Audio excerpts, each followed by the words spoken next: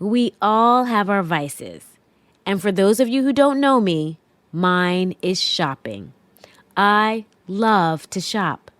Nothing makes me happier than a beautiful, well-designed outfit that makes you go, dang. And I know exactly where I got this from. My parents. I've seen plenty of old photos of them from back in the day, dressed to the nines. Two-tone shoes, faux fur coats, bell-bottoms, dashikis. And even though this love for shopping runs in my blood, I know it isn't always the healthiest habit. Back in 2017, I read an article by the author Ann Patchett who talked about how her year of no shopping changed her life. It got me thinking about the ways my own shopping habits, specifically with clothes, were affecting my life, and made me wonder whether I should try this year of no shopping thing. I went back and forth about whether it was even possible and convinced myself, I can do it, you can do it. So for all of 2018, I was on a shopping diet, and it was transformational. I had more time in my day because I wasn't sneaking around into stores to shop. I had more clarity because I wasn't distracting myself. I was also attuned to my emotions because I wasn't stuffing my face with clothes. There were deep things I had been avoiding that my little habit of shopping was helping me to suppress. I mean, they call it retail therapy for a reason. So the process of not shopping allowed difficult emotions to come to the surface and brought me face to face with some tough decisions I needed to make. The fulfillment I experienced from the peace this process gave me is something I could never have gotten from the latest cute jumpsuit. It had such an impact on me that I, foolishly, decided to do it again this year. I'm really grateful that the article I found continues to inspire such powerful experiences. And I think we could all benefit from discovering our vices and learning what's behind them. But we can't all wait to stumble upon the right article at the right time. So what are the practical ways to help us identify what we spend too much time and money on right now? I'm Modupe Akinola. This is TED Business. Our speaker today is Robert Belle. He's an accountant who believes that your spending habits can reveal a lot about you. In this talk, he shares some tips for doing an audit of your finances and talks about how reviewing your expenses can reveal a lot of surprising, deeply personal truths. Then after the talk, I'll share some tips for another type of audit that can help bring more efficiency to our work lives. But first, a quick break.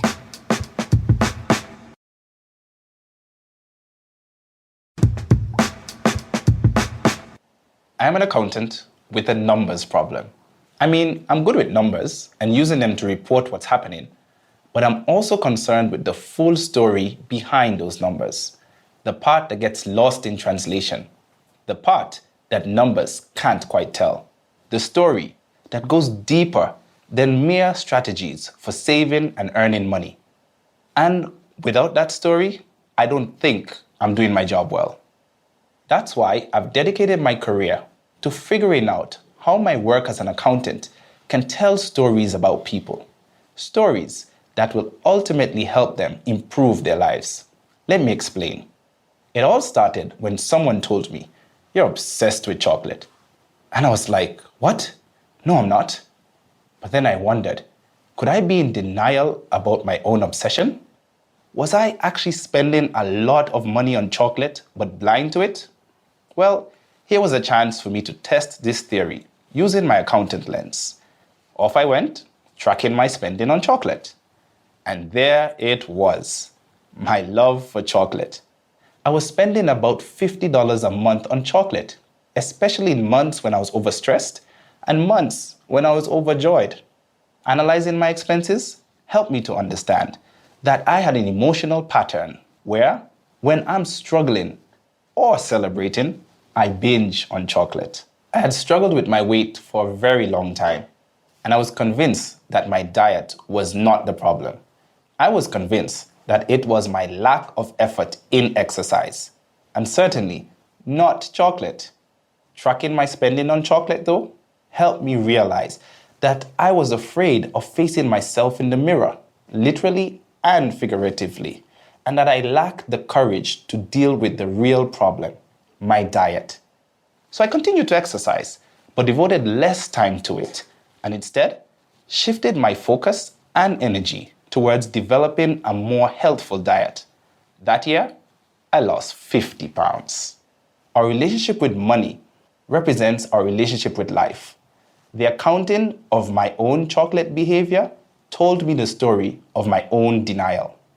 I realized that perhaps I could also help my clients see what they were overlooking in their own lives and help them realize their own emotional patterns through their tracking and spending of their expenses. So I started to pay close attention to the story behind my clients' expenses that may be hidden to them. One of my clients, a critical care nurse, was convinced that her personal budget was reasonable and expenses justifiable. She had struggled to build up her savings, and I noticed that she had minimal records of her expenses. I suggested to her that her lack of savings could be due to more than just a gap in her financial knowledge, and offered to help her identify the problem. I encouraged her to start tracking and charting her expenses. After a few months, her financial records revealed that most of her spending was on expensive clothing and shoes. As we sat together, she was genuinely surprised to see just how much of her budget was going towards fashion. She remarked, "Whoa, these are impulse purchases, aren't they? I guess I didn't realize that." She analyzed further and realized that she was buying clothes in an attempt to impress and appear successful to her friends. And also, when her confidence was low, buying clothes temporarily boosted it. She told me that buying clothing was her attempt to finding meaning in life and feeling valued. She sighed, and she set a goal for herself and her finances. 6 months later, she called me to tell me she had saved a bunch of money by reducing her spending on shopping and instead choosing to exercise when she felt the urge to shop. She is much happier around her friends. 3 years later, home ownership is on the horizon. Sometimes, though, charting expenses may not reveal something specific as a chocolate addiction or a shopping problem, but what it reveals can be just as valuable. A marketing strategist and upcoming musician needed help with her taxes.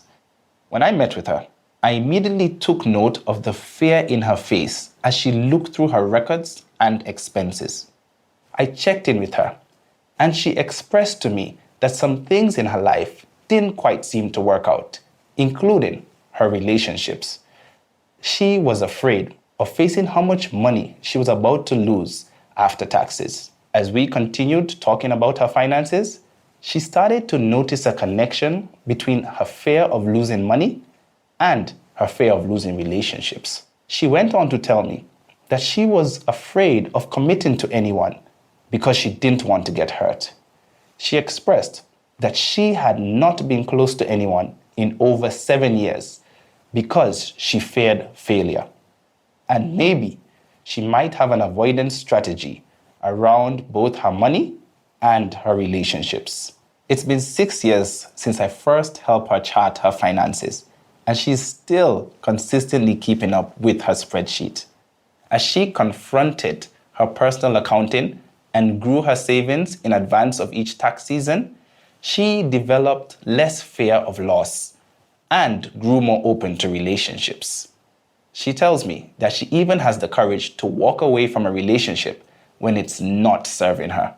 She recently told me, "My spreadsheet is basically a story of my life's progression, and I can see it through the numbers." I believe we can all do this type of audit of our own financial behavior, and that we can learn surprising things about ourselves through tracking and charting our expenses. Here's how. Number 1, take a look at your bank statement for the last 6 months and categorize the expenses by type for a more holistic view. For example, your spending on shopping versus transport versus entertainment. Number 2, when an expensive pattern emerges, see what that pattern says about yourself. Be curious and inquisitive.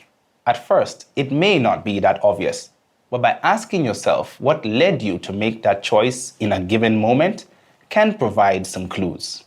Do you buy pizza every Wednesday night because that's when you're too tired to cook after a stressful weekly meeting? Number 3, observe if there are any line items that you are shocked by in terms of value or volume and see what patterns emerge.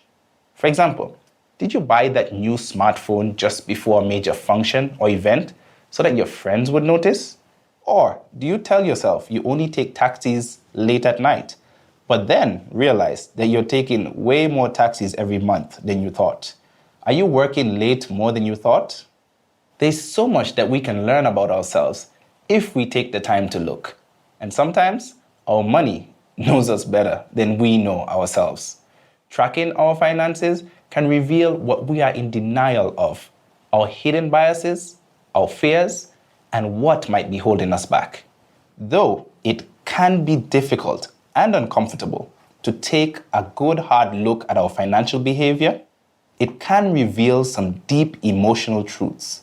Some truths that can help us reevaluate our careers, our relationships, and our priorities. So give it a try. The payoff could be huge. Thank you.